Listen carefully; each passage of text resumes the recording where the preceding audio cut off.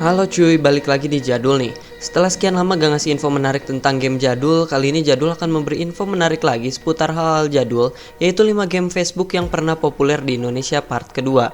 Buat yang belum tahu game apa aja yang masuk di part pertama, videonya bisa kalian lihat di pojok kanan atas ya cuy. Dan bisa juga linknya dilihat di kolom deskripsi. Kira-kira apa aja sih 5 game yang ada di part kedua ini, dan kira-kira gimana nasib game-game ini sekarang? Simak terus video ini kalau mau tahu jawabannya ya cuy. Tapi sebelum ke pembahasan, ayo support channel Jadul dengan subscribe dan nyalakan lonceng notifikasinya supaya nggak ketinggalan info terbaru dari channel ini.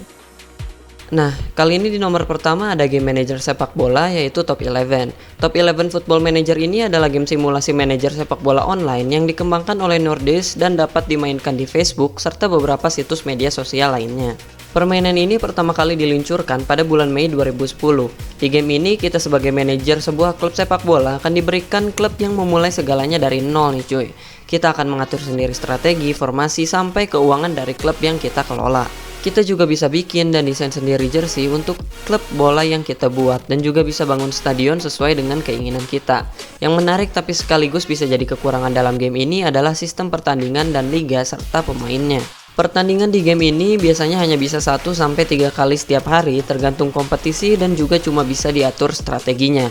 Bagusnya dari sistem ini adalah bikin pengalaman manajer jadi terasa lebih real karena jumlah pertandingannya nggak bisa sembarangan ya cuy.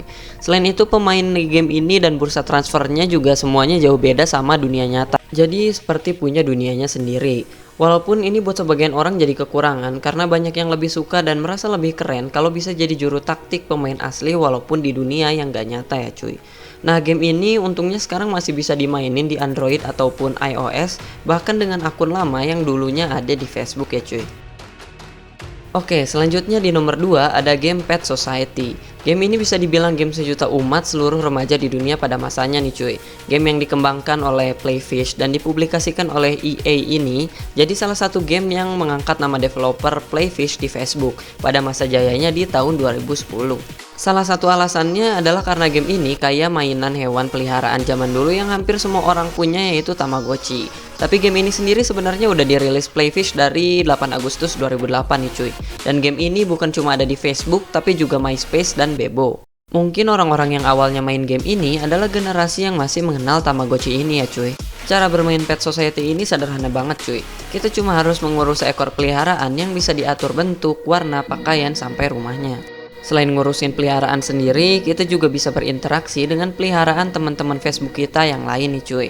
Tentunya kalau mereka punya akun gamenya juga ya cuy. Mungkin karena emang gamenya sederhana dan berasa kayak punya peliharaan asli, jadi kayak ada teman gabut dan akhirnya banyak yang mainin game ini. Sayangnya game ini udah nggak lanjut lagi nih cuy, baik di Facebook ataupun di platform lain. 14 Juni 2013 jadi tanggal terakhir game ini bisa dimainin.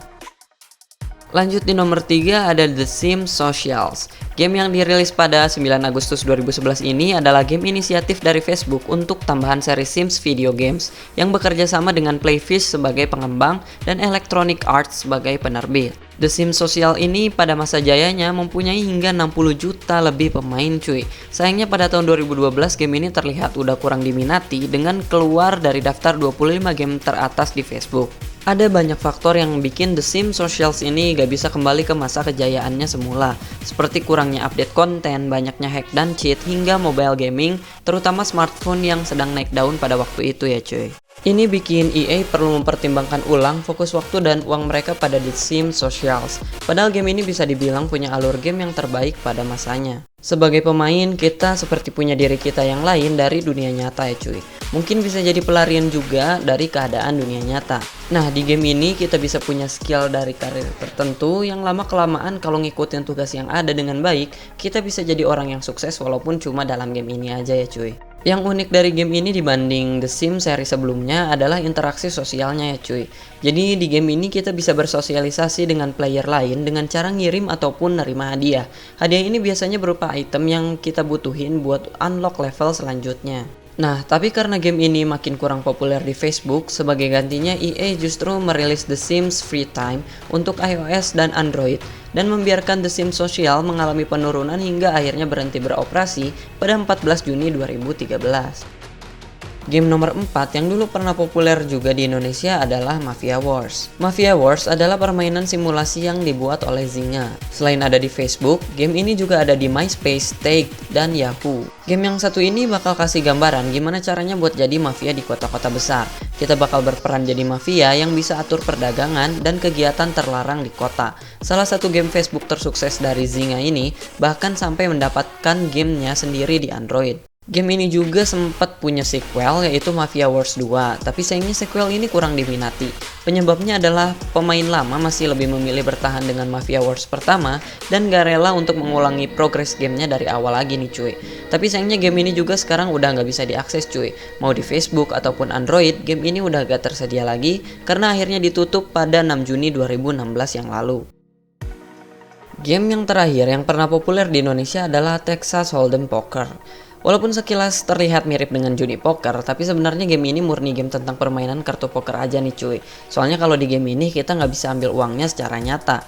Banyak orang Indonesia yang suka main poker memainkan game ini. Bahkan ada juga loh orang yang bisa main poker karena game ini cuy.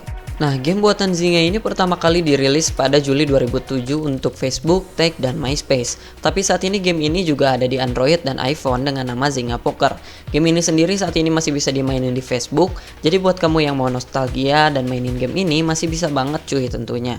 Dulu game ini adalah game poker paling populer di dunia nih cuy. Tahun 2011 yang lalu aja, pemain game ini mencapai 38 juta orang. Tapi tentunya untuk saat ini jumlah pemainnya udah gak sebanyak yang dulu karena kalah sama game mobile lainnya yang lebih interaktif. Oke cuy, jadi itulah 5 game yang dulu juga pernah populer di Facebook Indonesia untuk part kedua sekaligus terakhir ini. Apakah ada di antara kalian yang pernah mainin game-game ini? Tulisin pengalaman kalian di kolom komentar ya cuy. Oke, sekian aja berbagi info di video kali ini. Jangan lupa like video ini jika dirasa menarik dan bermanfaat.